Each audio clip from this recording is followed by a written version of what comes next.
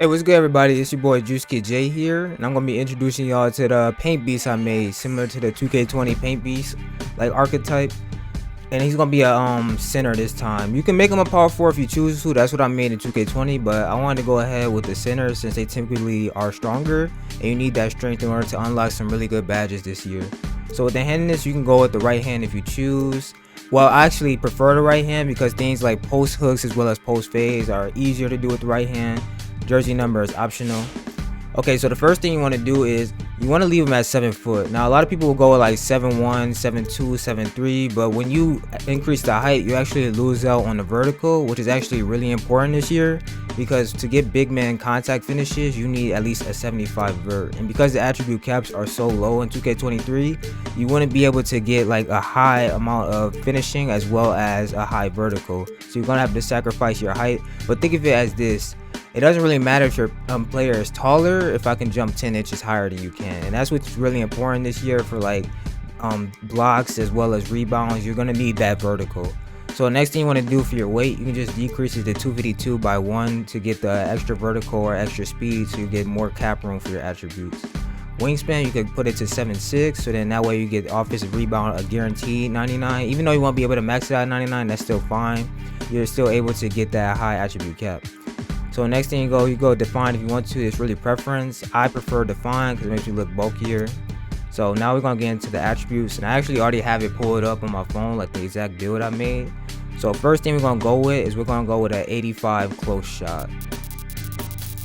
So bring that thing all the way up to 85, and off rip you get badges like fast twitch and masher. Now Giant Slayer is weird because in 2K22 it was actually only for guards. Like if you were 6 foot tall or 6'10" or taller, you couldn't get Giant Slayer, but for some reason they made it available for bigs, which I think is weird because they actually took out a lot of good badges for big men that were in the game last year.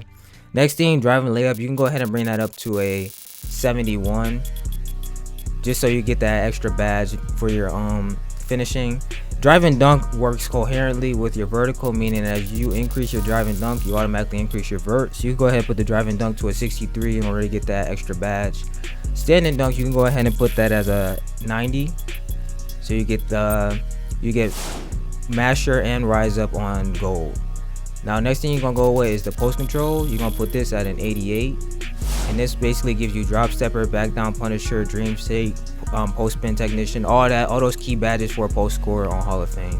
Mid-range shot, you're gonna go ahead and put this to a 71. Now the reason for this is badges like Green Machine and Volume Shooter are really good for post scorers, especially if you're using post hooks. Green Machine, obviously, if it works this year, the more greens you consistently get with those post hooks, you know, it'll just keep adding to the badge and it'll just allow you to green more. Volume Shooter allows you to extend your range with those post fades as well as those deep hooks, so you're able to shoot them from further within the mid range. And guard up is good in case there's a defender right in front of you. You'll still be able to finish over top of them, even though you're not like taller than them. Free throw, you can go ahead and put this at a 54. The only reason I'm doing that is because I'll need it to cap out to a 99. Pass accuracy, you go ahead and put that up to a 59. Now the reason you want to do this is because badges like primarily post playmaker and break starter. Now post playmaker, obviously as you get rebounds, which you are going to do, you want to be able to give a boost to your guard so he's able to hit more of his shots. And break starter, if you decide to play in a 3v3 park or on a stage or rec or anything like that, you'll be able to make those deep outlet passes. And you only get 3 pass badges anyway, so you don't really need to worry about your playmaking too much. Speed with ball, you can leave that. Ball handle can actually go up to a 49, just so you're not ripped as easily when you're going up to score. Even though you wouldn't really be handling the ball because you're a big man, but everyone's play style is different. So for the interior defense, you're gonna go with a 93 off rip.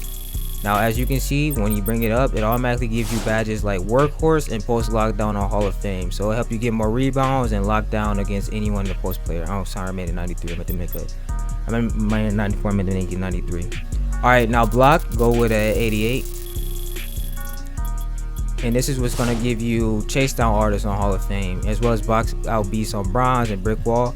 Now all that stuff is going to increase once I put the offensive rebound on a 94. And as you can see, rebound chaser went up, pogo stick, those aren't really important. Main things we want are brick wall, and we want chase down artists, which we already got.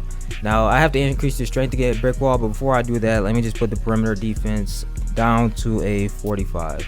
I mean, sorry, still down to a 45. Now next thing we're gonna go with speed. I want to go with a 60 just to help with those chase down blocks, make them more effective, be able to chase them down a lot easier. And you go ahead and put the acceleration on 52.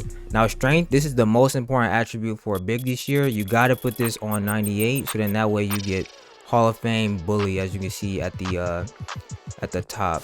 Now bully is actually a really important badge this year, and you also make it one of your core badges, so it doesn't take up any of the badge points.